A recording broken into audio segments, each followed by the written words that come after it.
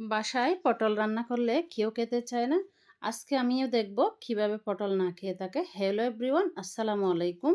আজ আমি আপনাদের সাথে শেয়ার করব এমন একটি পটলের রেসিপি যে একবার খাবে সে বারবার খেতে চাইবে। যাদের বাসায় এই পটলটি একদম খেতে চায় না, ছোট থেকে বড় আমার বাসার মতো, তো আপনারা একবার এভাবে রান্না করে দিবেন, দেখবেন সবাই চেটে পুটে খাবে একদম। এই যে আমি এখানে নিয়ে নিয়েছি 4-5টার মতো পটলটা আমি ছিলে নিয়েছি এভাবে করে। ছিলে এখন একটা ছুরির সাহায্যে কেটে পিস পিস করে নেব। চাইলে আপনারা কিন্তু গোল গোল করেও কিন্তু কাটতে পারেন। আমি লম্বা লম্বিভাবে কাটলাম, আমার এভাবে কাটলে ভালো লাগে, দেখতেও ভালো লাগে এই জন্য। আর এই পটলটা যখন রান্না করে কাউকে দিবেন, কেউ বুঝতে পারবে না এটা জাস্ট আপনি পটল রান্না করে দিচ্ছেন। এই যে আমার সবগুলা পটল কিন্তু এভাবে করে কাটা হয়ে গেল। আমি এরকম সাইজের করে নিলাম। আপনারা চাইলে আর একটু পাতলাও করতে পারেন। এখানে কিছুটা আমি লবণ দিয়ে দিলাম, আর দিয়ে দিলাম হালকা পরিমাণ লাল মরিচের গুঁড়া দিয়ে ভালো করে মাখিয়ে নিব। এখন আমি একটি ফ্যানের মধ্যে কিছুটা পরিমাণ তেল দিয়ে দিলাম। তেলটা দিয়ে প্রথমে দুটো ডিম ভেঙে রেখেছিলাম, এই ডিম দুটো ভেঙে এখন ভেজে নিব। উপরে কিছুটা লবণ আর লাল মরিচের গুঁড়া দিয়ে দিলাম। এখন একটা স্প্যাচুলার সাহায্যে ডিমটাকে ভেঙে গুঁড়া গুঁড়া করে নিব। অবশ্যই চুলার আঁচটা মিডিয়াম আছে থাকবে। এভাবে করে একটু একটু ভেঙে দিয়ে দিয়ে আমি গুঁড়া করে নিব।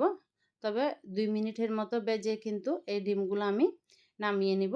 যদি বেশিক্ষণ থেকে যায় তাহলে ডিমটা খেতে তেমন একটা ভালো লাগবে না। যে আমার হয়ে গেল, আমি ডিম নামিয়ে নিলাম। এখন যে পটলটা মরিচ আর লবণ মাখিয়ে রেখেছিলাম, এখন পটলগুলো একটু ভেজে নিব। আমার এখানে মনে হলো তেলটা একটু কমে হয়েছে, তাই এখন আমি এখানে আরও কিছুটা পরিমাণ তেল দিয়ে দিব। তেলটা দিয়ে একদম ভাজা ভাজা করে কিন্তু আমি পটলগুলোকে ভেজে নেব। এই যে আমার মোটামুটি কিন্তু ভাজা হয়ে গেছে। আপনারা চাইলে এর চেয়ে আরও একটু বেশি ভাজা করতে চাইলেও করতে পারেন, কিন্তু তবে এটা কিন্তু পারফেক্টভাবে হয়ে গেছে। এখন আমি এখানে দিয়ে দিলাম 2টা রসুন একটু ছোট ছোট করে কেটে দিয়ে দিব, আর দিয়ে দিব পেঁয়াজ কুচি। দিয়ে পেঁয়াজ আর রসুনগুলো একটু ভাজা ভাজা করে নিব। এই যে আমার ভাজা হয়ে গেল।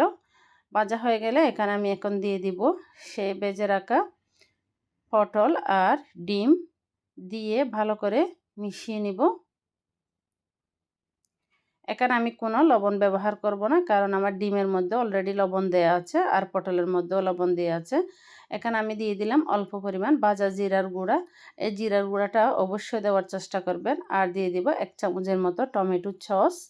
টমেটো সসটাও কিন্তু দেওয়ার জন্য অবশ্যই চেষ্টা করবেন। টমেটো সস দিলে এই পটলেরটা খেতে এত টেস্ট হয় কি বলবো আর। যারা পটল খেতে চায় না তাদেরকে এভাবে একবার পটল রান্না করে দিবেন, দেখবেন একদম প্রতিদিন শুধু পটলে খেতে চাইবে। এখন আমি নামানোর আগে করে দিয়ে দিলাম 2-3টা কাঁচামরিচ আর কিছুটা ধনিয়া পাতা। এখন নামিয়ে গরম গরম ভাত নিয়ে বসে যান।